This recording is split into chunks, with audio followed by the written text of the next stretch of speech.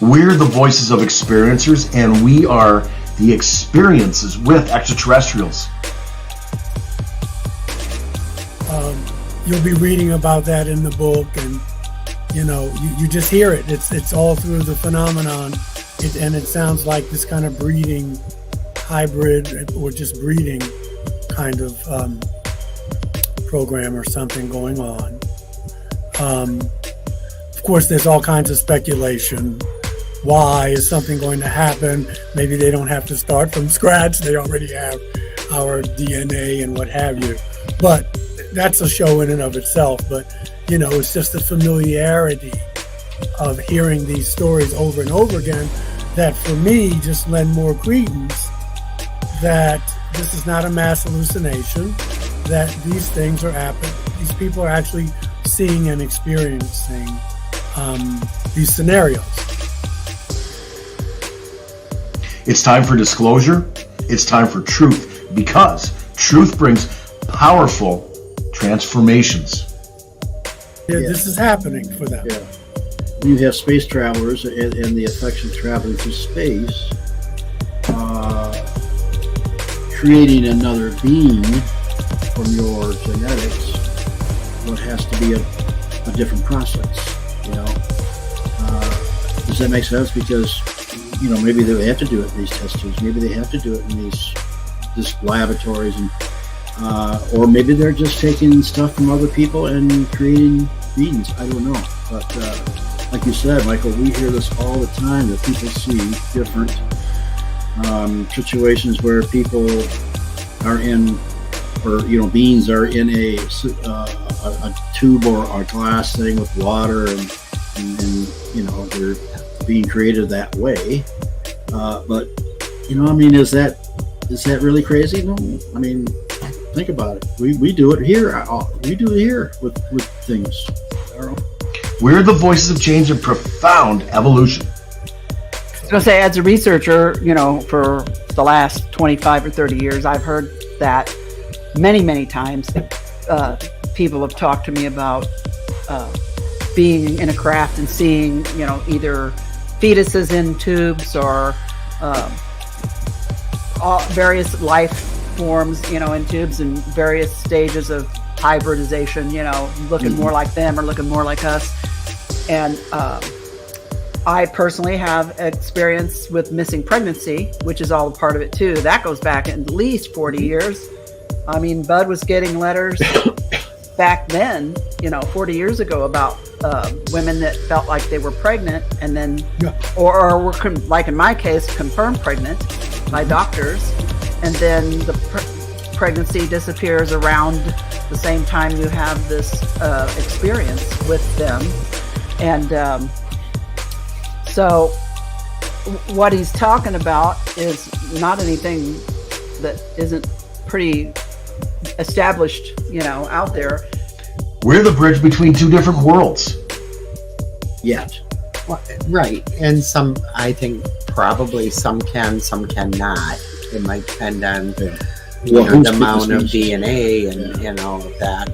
That's something they do, we don't do. So who knows? But it's definitely, Deb, you said this happened to you 40 years ago. So it's, again, nothing new. But I do feel that this person that was regressed, part of his mission is to bring this information forward. People need to know that this is something that's going on. The human race is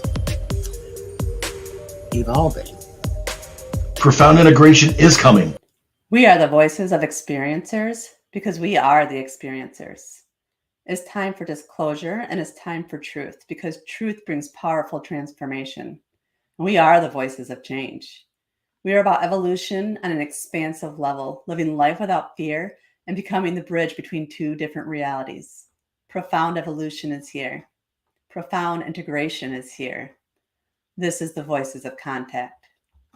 Hi, everyone. I'm Mary. I'm a channeler and psychic medium. I'm also a hypnosis regressionist for ET experiencers, and I work with MUFON doing regression work. I also work with PTSD experiencers, paranormal experiencers, and victims of crime to assist them in recall. I'm really looking forward to another amazing show tonight with our panel. I just want to say to you guys that the work that you're doing here with me is so impactful. Like literally, it's life-changing. And I thank you for being a part of it and being here with me. It means more than you realize to me as well as the listeners. So allow me to introduce some of my most favorite people. First, we have Deb and RJ DeRoos. They're authors, paranormal UFO researchers, and they're experiencers themselves. And they also are the founders of the Michigan UFO Contact that happens every year in Houghton Lake, Michigan at the end of September.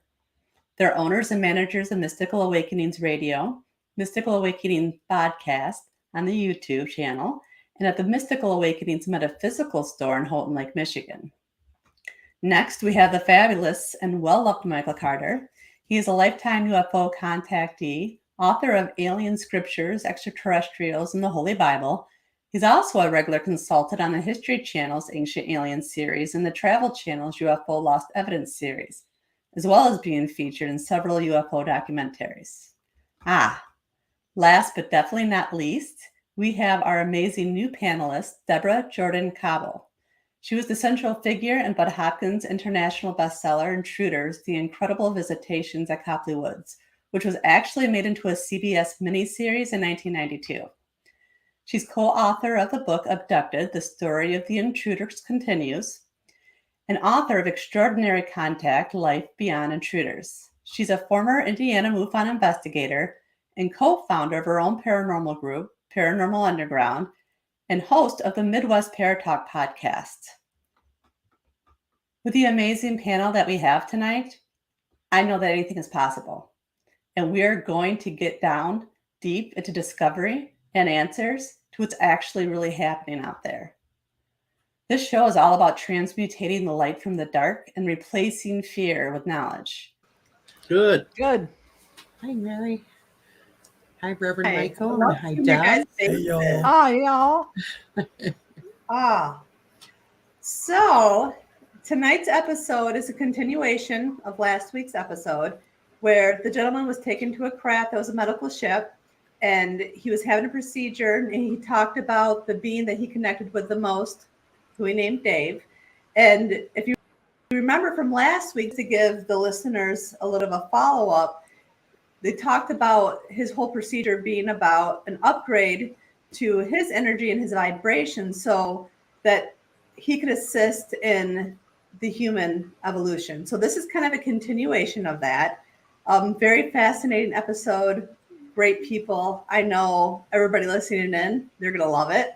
So this first clip is where after his procedure, he finds himself in a whole different room with different beings, and he actually finds himself surrounded by ET beings or ET children along with these beings. So give me one moment and I'll play that clip.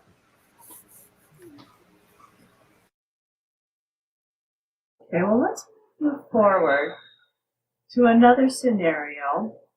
Let's move you forward to a moment when you were surrounded by children, but they were ET children. Describe that for me. Oh, okay.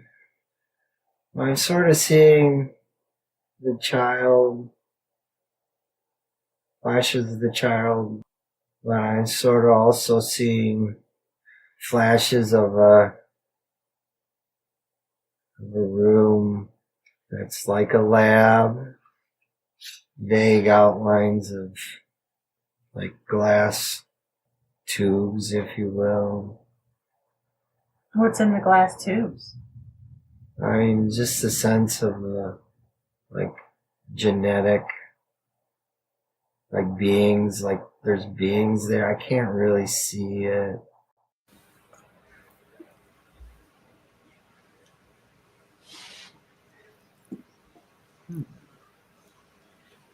So We this is hear what I this so find. many times. Yeah. Yeah. we and hear I this, find it we hear this so fascinating. many times. You'll be reading about that in the book, and you just hear it. It's all through the phenomenon, and it sounds like this kind of breeding, hybrid, or just breeding kind of program or something going on. Of course, there's all kinds of speculation. Why is something going to happen? Maybe they don't have to start from scratch. They already have our DNA and what have you. But that's a show in and of itself. But, it's just the familiarity of hearing these stories over and over again that for me just lend more credence that this is not a mass hallucination, that these things are happening. These people are actually seeing and experiencing these scenarios. It seems like it's no psychotic episode. Yeah, when you Right. people when you have space travelers, psychotic. This is happening for them. Yeah, when you have space travelers and the effects of traveling through space,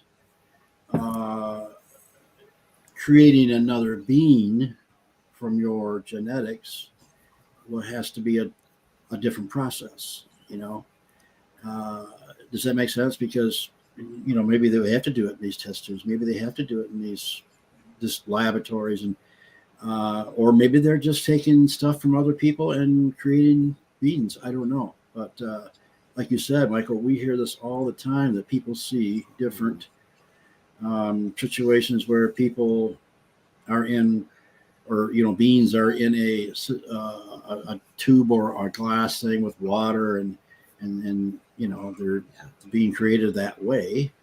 But is that really crazy? No. Think about it. We do it here. We do it here with things. Our own scientists. Yeah, no, it does stretch the imagination for a lot of people. Yeah. And then you have women who say, I've made love to these beings, or I woke up. And the thing is, though, for me is, just coming again, and I don't want to be it's not the only tool. What's the old saying? The only tool you have is a hammer, everything looks like a nail. But I am a clergy person, and I'm just saying that the Bible is full of stories like this. Yeah. The book of Enoch. Not exactly like this, but we've been seeded. We have been created by not a God, this omnipresent, omnipresent, omniscient, but by an advanced civilization or advanced civilizations. And this is not to stretch the imagination that you would see these star people with different variations of humans or hybrids or both. And so it's not, what I'm saying is this is not new. Right. This is not new. It's new to some people who are not familiar or not experiencers, but right there, hidden in plain sight in your scriptures, whether they're the Upanishads or the Bible or the Quran, it's right there. Right. And so here we have this theme over and over and over again. Now, I try to have empathy, and I don't mean that in a hierarchical way, oh, poor babies, you'll get over it, but not that at all, but it's going to take a whole rethinking, revamping, revisioning what it means to be human and where our origins are coming from.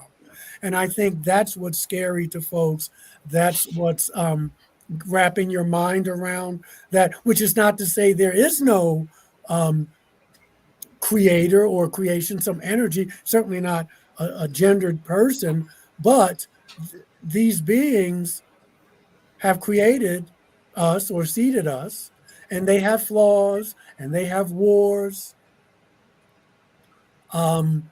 They have tempers, they have families. And this is what I think needs to be reinforced. Right. As a researcher, I'm sorry. Yeah, no, go on. I'm sorry. I was going to say, as a researcher, for the last 25 or 30 years, I've heard that many, many times. People have talked to me about being in a craft and seeing, either fetuses in tubes or various life forms, in tubes and various stages of hybridization, looking more like them or looking more like us.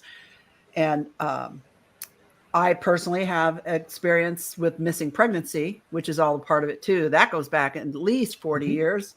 I mean, Bud was getting letters back then, 40 years ago about women that felt like they were pregnant and then, or were, like in my case, confirmed pregnant by doctors. And then the pregnancy disappears around the same time you have this experience with them. And so what he's talking about is not anything that isn't pretty established, out there. I've heard different people have said they've been told different things, but like in my case and in other people's cases that I've heard, that people have talked to me about. I mean, a lot of people talk to me about it because of the fact that I had the experience. So they feel more comfortable sharing with me because they already know my experience. That's pretty out there.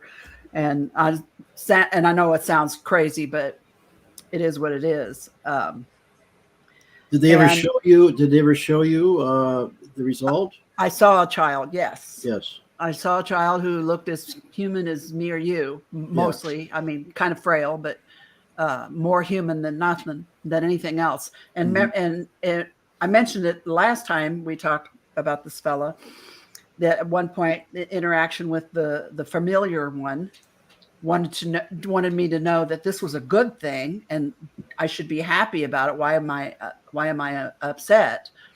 Because I wanted to take her home with me. And they said, no, you can't because you couldn't feed her. Right. And so, but he said it was a good thing. And so, it goes back to, I think what Michael said about the evolution and hybrids and creating a better version of human or something, but anyway, so I don't know. I was just kind of taken aback when I heard him talking about that because it's such a personal thing for me as well. Yeah. So. I'm sorry, Deb. My heart's with you. I'm good. But thank you. Yeah. And I totally agree. This is not something new. It's been going on for a long, long time. It's hard to talk about, though. Oh yeah. Absolutely. I mean, it makes me wonder how many people out there who've they're willing to speak about their experiences with these grays, but when it comes to something this personal, I mean, I came this close to not allowing any of it to be in the Bud's book. I was okay with talking about seeing aliens and spacecraft and burned in the yard and all that, but when it came to this part, I just didn't. It was very hard. Painful. So there's a lot. So there got to be a whole bunch of folks out there that aren't talking about it. Right.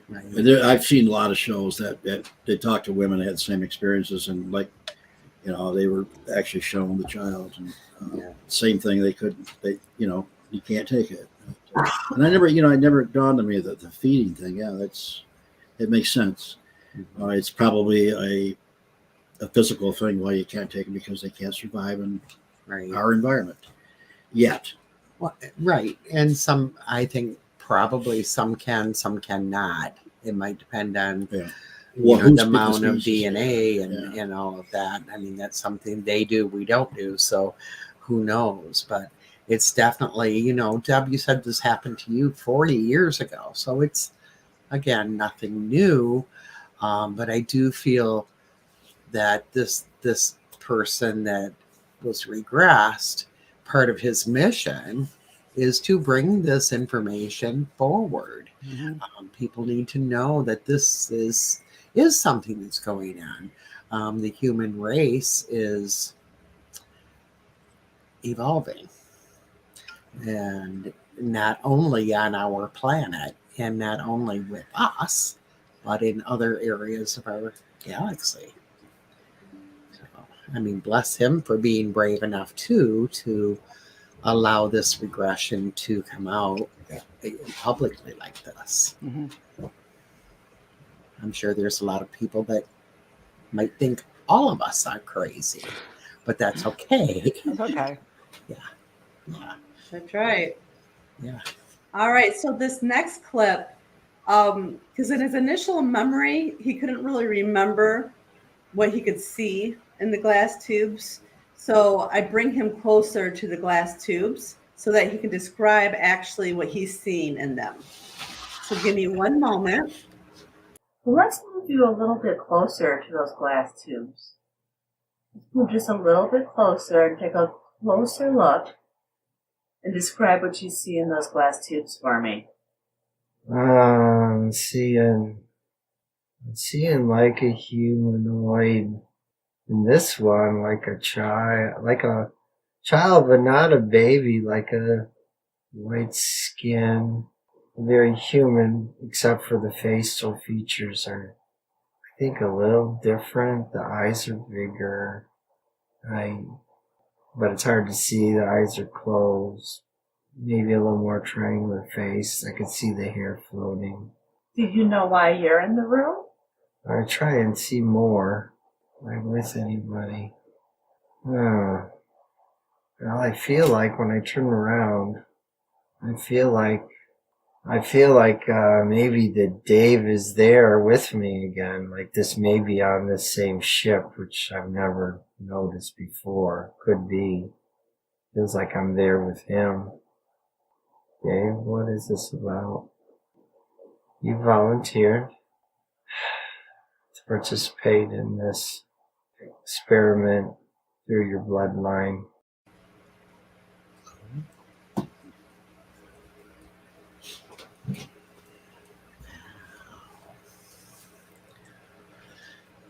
Makes you wonder how far back that bloodline goes. Yeah. Yeah.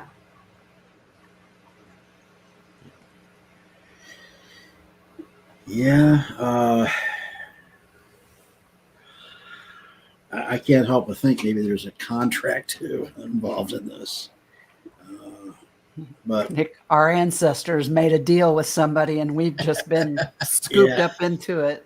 Yeah, I mean, but born into it. Yeah, if you think about our planet, what is our planet? What does an Earth-like planet have to offer?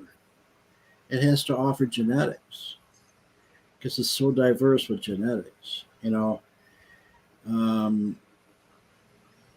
And I think this goes on in a lot of planets that are like ours because it has water and there's so much diverse life on it that a lot of genetic things go on here from extraterrestrials who are more advanced.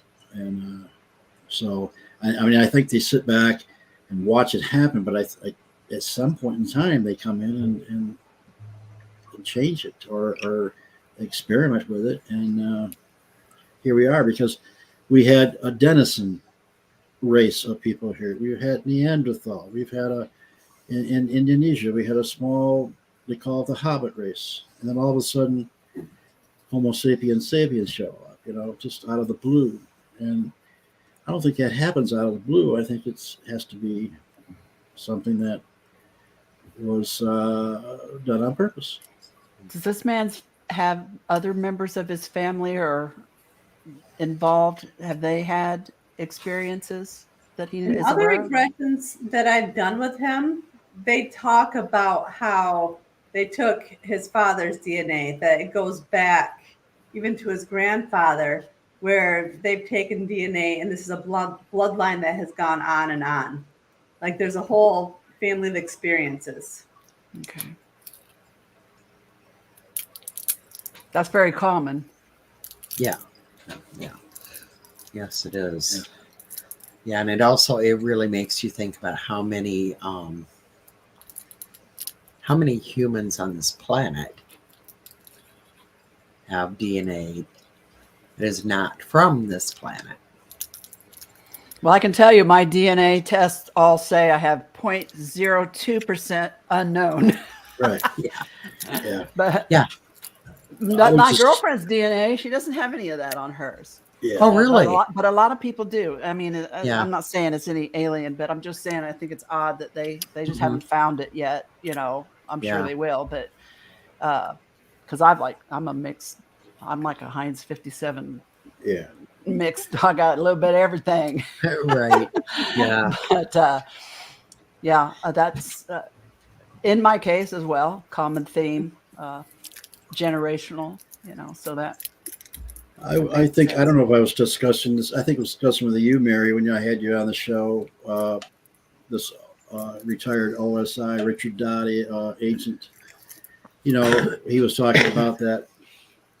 He was in charge of checking out people who've had experiences in UFOs and crashes and everything. But he said a funny thing to me. He said, when we checked this girl out and did some testing on him, DNA testing, she had alien DNA. And he said that's we don't care. A lot of people have that. He said a lot of people.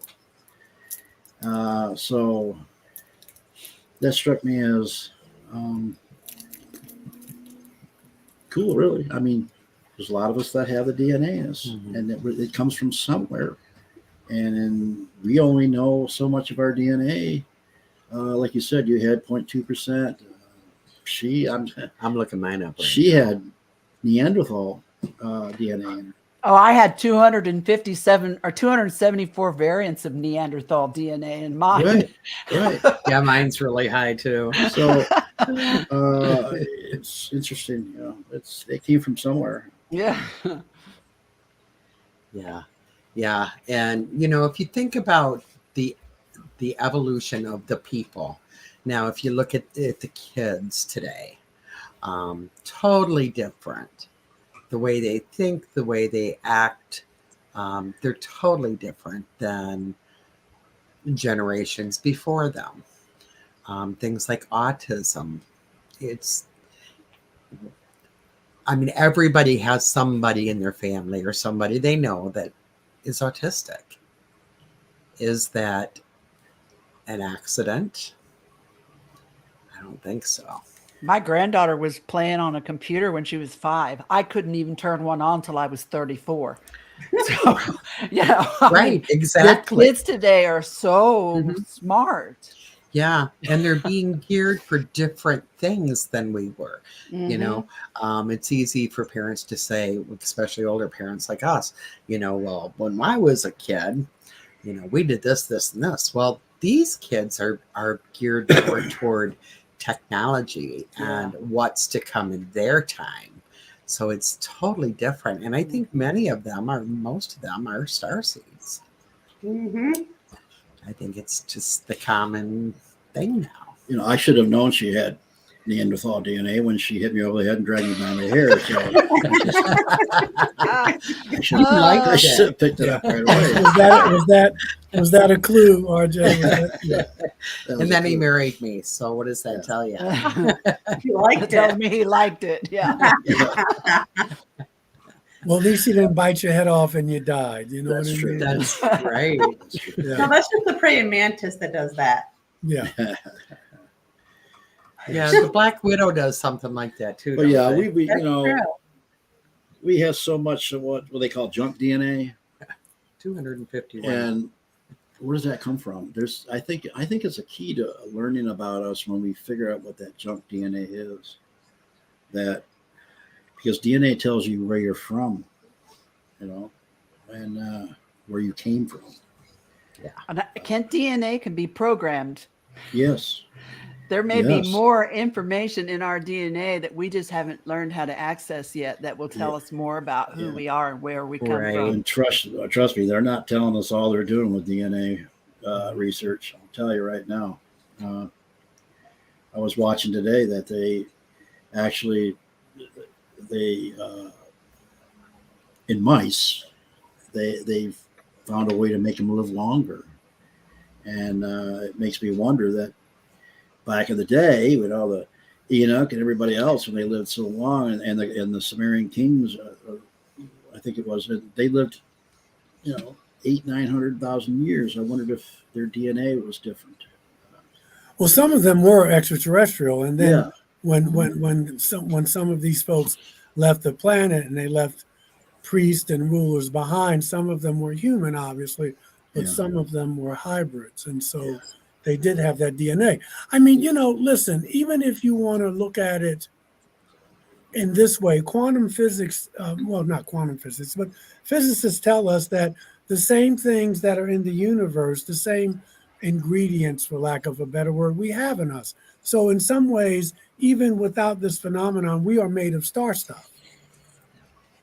You know, Yeah. even if you don't adhere to an extraterrestrial hypothesis. So definitely we are composed of all the matter and all the, things that make up this galaxy. They can all be found in some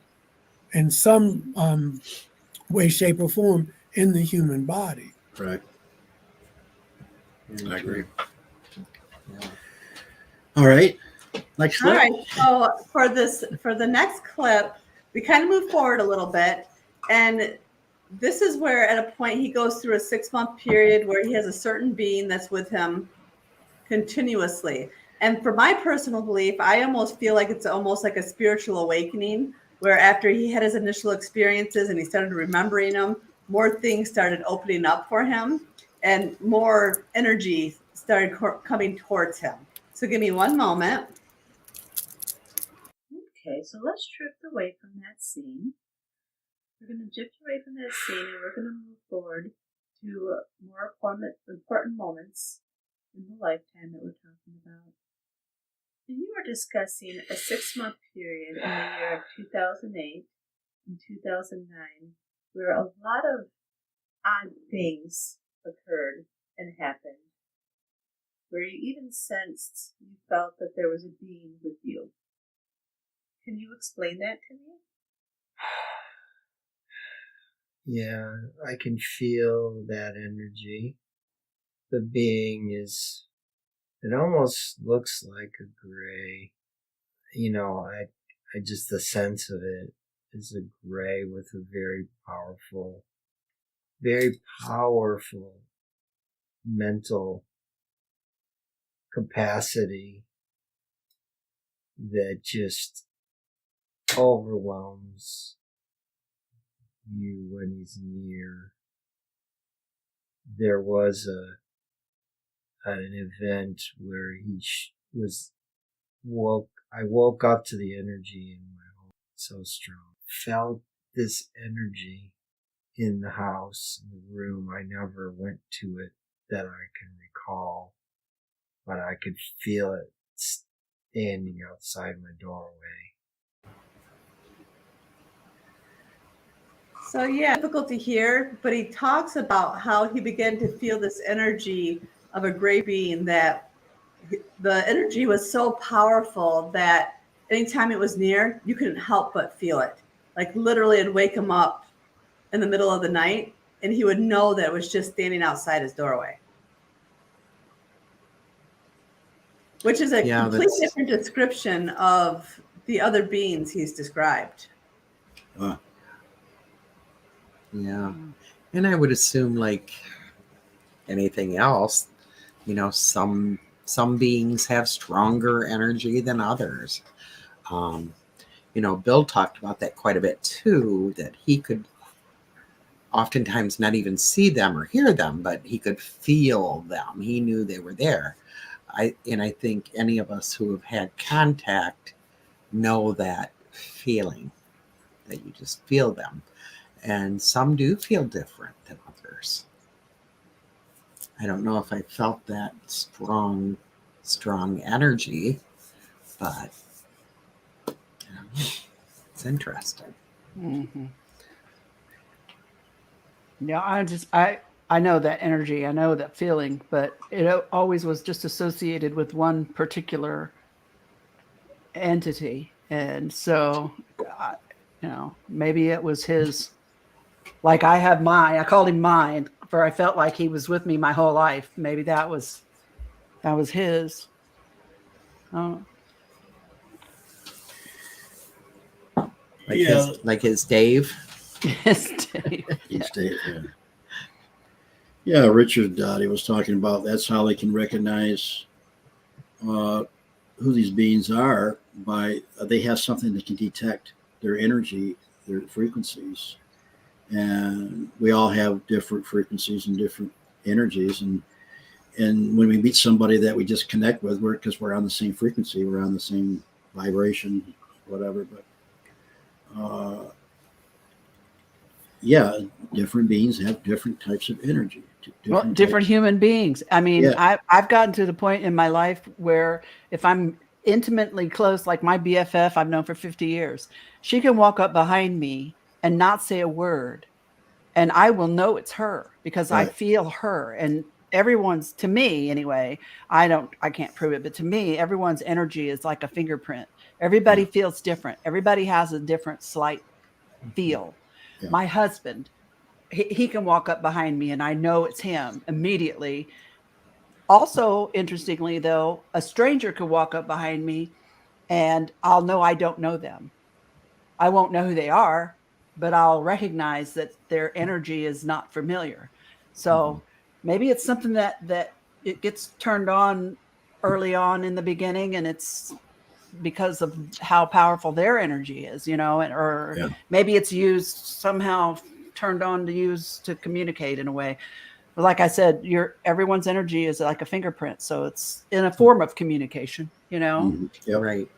Right. Well, if you think back to last week when he saw that being with a triangular flat head, not very attractive, but it felt happy. He felt happiness. So, that energy tells us so many different things. Yeah. Can you trust somebody? When we meet somebody, we kind of get that sense,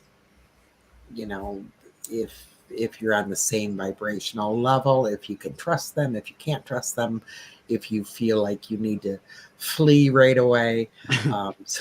I've walked past some people at the Walmart and I knew immediately I needed to go in the opposite direction. Just, right. Yeah. So even though he's saying this energy is really strong, he's not saying he's afraid of it. Right. So. And that's good. Yeah. Mm-hmm. All right. So for this next clip, it delves more into the purpose that this being has with him, why he's been with him, and the next steps that he's going to be taken with this particular being. So just give me one moment. Very strongly. What is his purpose there? It is activating me. What is he activating? Activating and awakening me to my connection and mission, my connection to the extraterrestrial family that I've been working with all those years, but now is the time to take the next step. And what's the next step to take? Well, bringing it into conscious awareness, into calibrating that, learning to accept that without fear. So again, without fear, and activating his conscious awareness so that he can share with other people. I don't think he realizes just how big his mission is. It's more than just his DNA and using his DNA to create hybrids. It's activating the consciousness of everybody. Awakening. Yeah. The information that he's bringing forward is huge in this evolution, and I agree. He doesn't even realize probably how big his mission really is. Mm-hmm. Yeah, it's and that goes for all of us, really. And some of it isn't information that we don't know or haven't known, but it's bringing that awareness back. It's bringing it to the consciousness. It's bringing it from the subconscious to the conscious, because I think it's in all of us, or most of us anyway. And what he's doing is helping everyone to remember who they are, why they're here, or what they are. Yeah, and realize the connection. Mm-hmm. The collective consciousness. That's right. That's a real thing. Absolutely. Absolutely. Well, Carl Jung talked about it, Yeah. Almost 100 years ago. Yeah. Right. Yeah. Yeah, I mean, it's, the preparation for us to be in contact with other beings that don't look like us. Yeah. That is Yeah. we can't, as a human species right now, we can't even, can't get along because With each other. with each other. So it is a big step to try to get us to realize, hey, there are folks out there that, And to not be afraid. yeah, not to be afraid. I've been pounded for years that fear slows down the whole process, and that it was important to overcome my fear, because I had plenty of it, and I noted that he was kind of going that way too. Yeah. And I think it's not so much fear in the sense of, fear, you make your choice, love or fear. But remember, it's okay to be afraid. It's just not to let your fear get in the way of your progress, Right. of your change. For me, again, it comes back to, what does that look like? What does it look like? What does your mission look like? How would you know if you accomplished your mission? I say that because if you look at all these saints and avatars, whether it's Jesus or Joan of Arc or what have you, you got to see what that ministry looked like. Right now, if I say to you, well, I just had a visit last night and I'm telling you that, wouldn't it come in your mind, because you want to envision, you got to have a vision. What would that look like, Michael? How would you know that you are accomplishing your mission? Because otherwise, it just seems like kumbaya. I'm just here to wake you up, and we're all going to hold hands. What does that look like? How will you know? Because we're all doing a mission. His mission is no bigger than anyone else's. Right. For the fact that he's not doing it alone. Right. That's how cults are formed. Well, we all have a mission. Instead of saying the difference between a cult and that is you come out and say, hey, we all have this mission. And then so I go back to, what does that look like? And how has that changed you? Yeah. Where were you before? And now you're having these experiences. Where are you now? Right. Because that way I can see you. Because I'll know what you believe, and I'll know what your mission is when I see you doing it, how you live. Yeah. Mm-hmm. That's where the rubber meets the road. How do I live now? And so to me, that's always the crux of the matter. Yeah. Oliver Wendell Holmes said that once the mind is stretched, it can never go back to its original dimensions. Right. And I think when you read that book, you'll see how these people have changed. Go back and read Abduction, John Mack's book. These experiencers are telling you the same things, but they're also telling you how they changed. Yeah. Right. And not only telling you, you'll see it. And it doesn't have to be grandiose. It doesn't have to be, last night I'm smoking crack, now I'm feeding the homeless. It's just the subtlety or the not so subtlety of, I wasn't smoking crack last night. I love you, Michael. Maybe later tonight. But you know what I mean? Because I know with you guys here, I listen to you, and you tell me, what you used to believe, where you came from, and look where you are now. And you talk about vibrations and feeling. You guys are living the mission, however you interpret it. But you know it. If someone would say to me, Deb Cobble, I know that doesn't even sound like Deb to me. That's not her. That's not the person Deb I know. Do you know what I mean? Her friend proved that. And I can't say that about RJ. I don't know. But I can and I'm not trying to be a dead horse. I'm just saying I want to. What changed? Tell me what changed, so I can see it. And Deb talked about Deb too, giving people hope. Once I see that change, once I see where you were and where you are now, or where you say you are now I got a blueprint. I got a blueprint. Don't you think sometimes people don't even know that they have a mission? Oh, a lot of times. I do, but I don't think that I know what their mission should be. Right. And I don't think we know sometimes. Because some people may take a whole lifetime.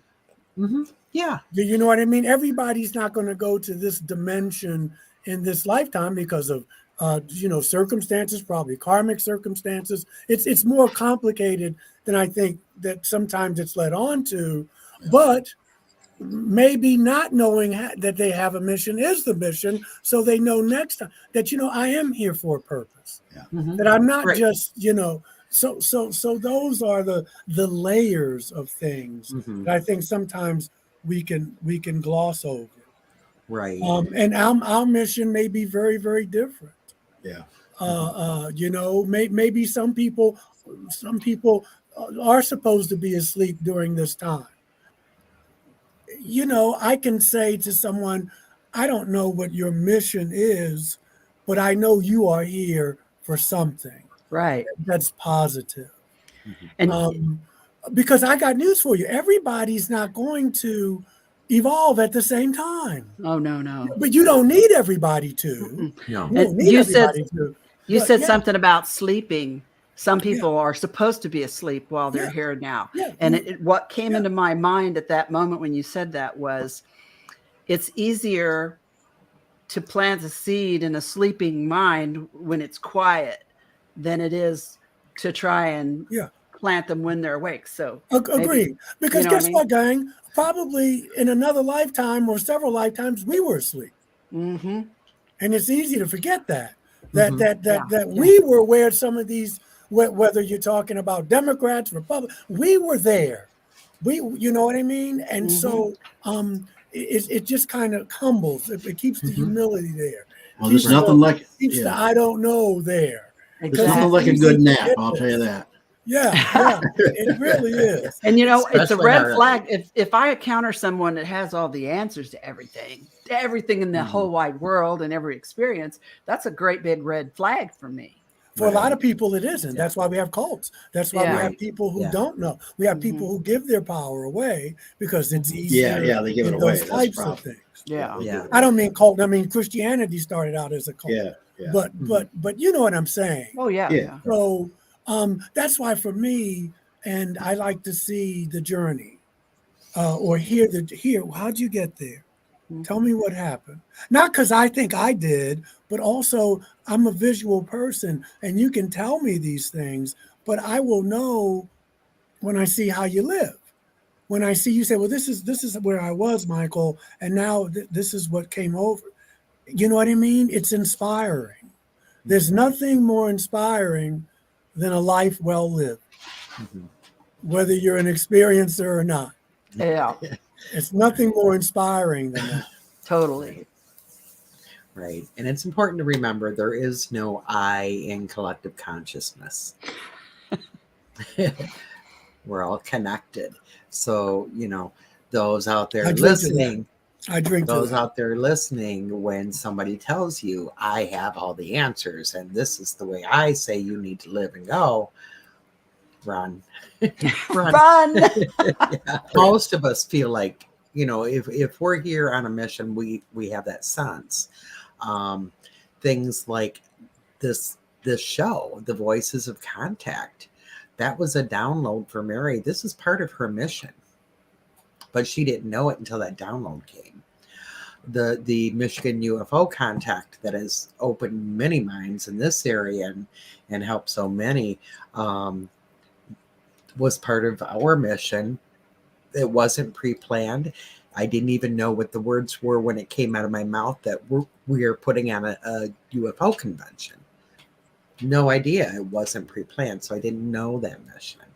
I just, I think it's important for people to be okay with not knowing exactly what their mission is. I agree. Trust the process. How has trust the process. how has this transformed your life? Absolutely, because we are not the same people we were before this happened. We weren't the same people we were last year, for God's sakes. Right. Or even last night, for that matter. Yeah. That's right. Yeah. And I'm just, like I say, I'm just putting that out there. Mhm. I think it's great. when we're dealing with people, because a lot of people are going to be skeptical, and I'm not saying, we're going to, but the proof is in the pudding. Mhm. Do you know what I mean? Yeah. And yeah, I don't worry about that. I don't have to prove anything or what have you. But this is it's just because, part of your mission was putting on, maybe, I think part of your mission, if you want to use that word, was doing the MUFON UFOCon, but that may be a very small part because you do so many other things. Right. Do you know what I mean? But it was, you part of your mission, it sounds like to me, was that you were saying, I'm getting it, that there's the law of one. And so I try to live that. I try to live that. I know some of the things you do outside of this UFO community. So that, it's a bigger, it took me a long time to get it that I was more than a contactee. Right. I had to have a psychic tell me, and I'm still talking about it these 20 years later, that Michael, whatever comes through. I know this is something that you has happened to you, and yada yada yada. He said, but I just need to remind you that you are much more than this. So we put ourselves in boxes. Yeah. There's much more to my life than I have had contact with off-world intelligences. But if I don't think any bigger than that, that's all I am. Right. Gotcha. Well said. Yep. All right. So for our last clip. Oh my God, we were going over. I'm sorry. Yeah. You're all right. So for this last clip, he finds himself taken again, finds himself on the same craft that he was before. And with this, he remembers after this experience waking up with a mark on his arm.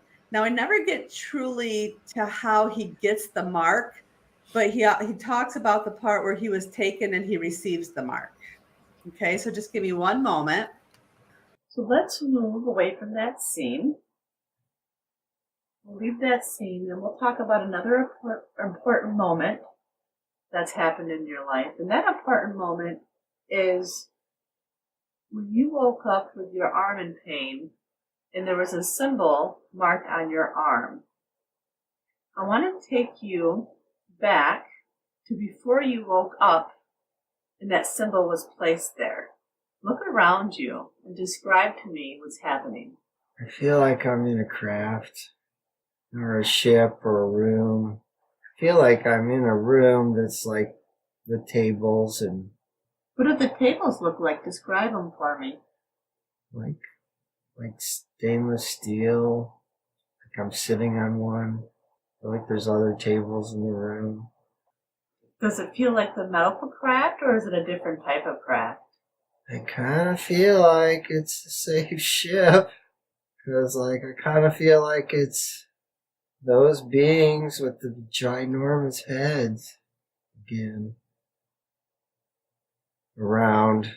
Almost like get a sense of like very like nursing energy. I don't know if they're, part of me thinks like, the praying mantis beings, but they're not quite that. I don't know what they are. But they don't, they're loving, they're helpful. Is there anybody in the room with you? Well, I feel like there's some of these, like maybe a couple of these like female like nurse beings with the big head. Big triangular heads there. Hello? Is there anyone else there? How do you get the marking on your arm? I'm not sure. I'm trying to tune into that. I'm almost feeling like there's someone else there, something else, another being, a different kind of being. Describe it for me. What can I sense or feel?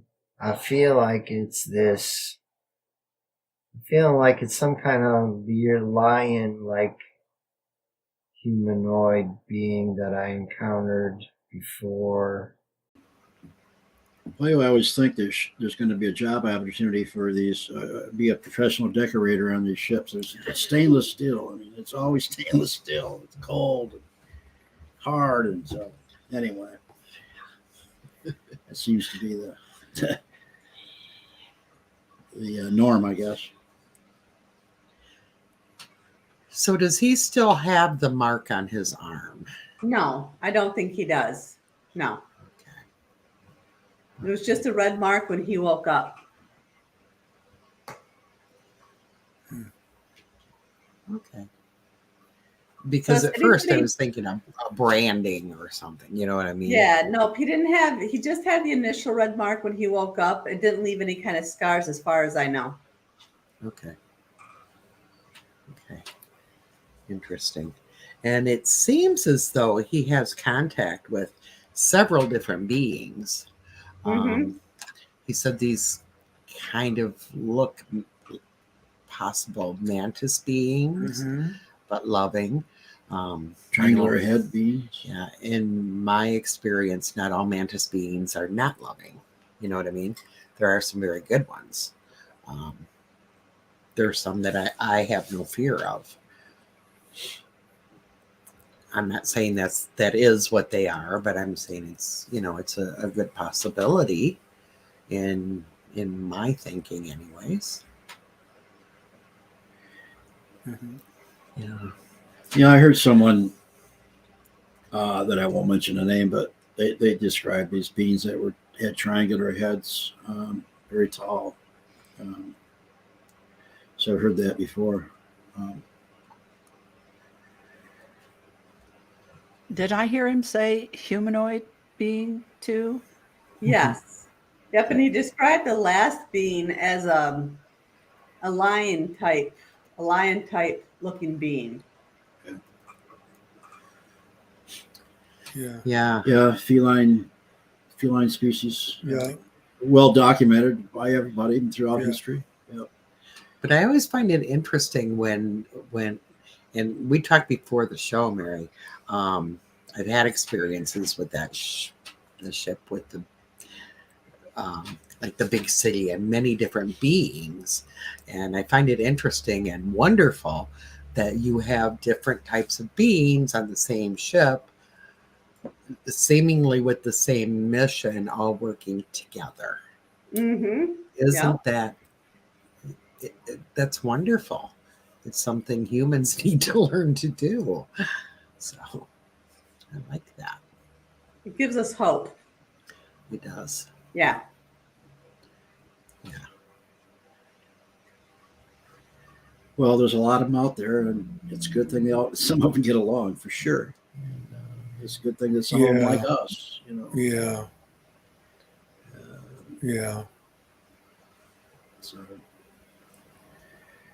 it's just, if you can imagine this planet evolving with all the different species of animals and insects, eventually they would evolve into an intelligent being, I would think.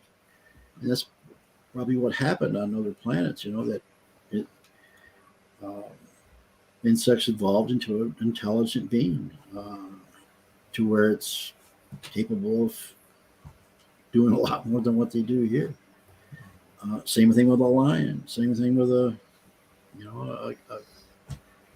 many things. So